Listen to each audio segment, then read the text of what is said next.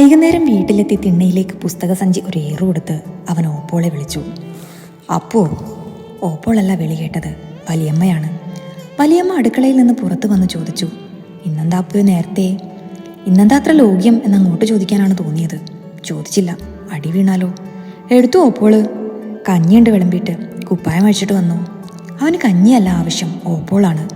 നാളേക്ക് ഒരു മുക്കാൽ കിട്ടിയില്ലെങ്കിൽ മാനം പോയി. ഓപ്പോൾ എടുത്തു. അവൻ വടക്കേ മുറിയിൽ കടന്നു. അവിടെ ഓപ്പോളില്ല. കൈതപ്പൂവിൻ്റെ ഒരു നേർത്ത മണം ആ മുറിയിൽ തങ്ങി നിൽപ്പുണ്ട്. എടുത്തു വല്യമ്മേ ഓപ്പോള്. ഓപ്പോള് ഇവിടെ ഇല്ല. എവിടെ? ഓപ്പോള് ഒരിടത്തിൽ പോയിരിക്കുക. എവിടേക്കാ? ഓപ്പോൾ പോയിട്ട് വരും. വരുമ്പോൾ അപ്പൂന് പന്ത് കൊണ്ടുവരും.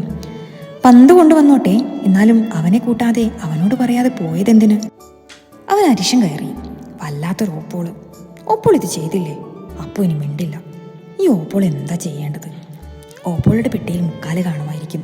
ഒരു മുക്കാലല്ല, 2 മുക്കാല് തന്നെ എടുക്കണം. അതിന് ചീത്ത പറയാൻ വന്നാൽ കാണിച്ചു കൊടുക്കാം. പക്ഷേ പെട്ടി എവിടെ?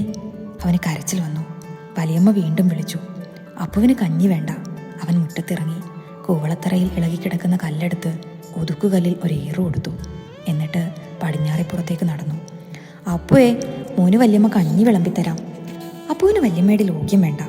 ഓപ്പോൾ വരട്ടെ. റബ്ബർ പന്ത് കയ്യിൽ തന്നാൽ വലിച്ചൊരു ഏറു കൊടുക്കും. അത് തന്നെ.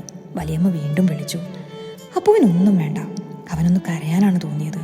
ഓപ്പോളോടുള്ള അരിശം മുഴുവൻ കാണിച്ചുകൊണ്ട് ഉറക്കെ കരയാൻ. ഓപ്പോൾ വരുമ്പോൾ അവന് കവറിട്ട പന്തും മിഠായുമാണ് കൊണ്ടുവരുന്നതെങ്കിലോ? അപ്പോൾ എന്തു ചെയ്യും? എന്നാലും ഓപ്പോൾ പറയാതെ പോയില്ലേ? വല്ലാത്തൊരു ഓപ്പോൾ. ഈ ഓപ്പോൾക്ക് പ്രാന്ത.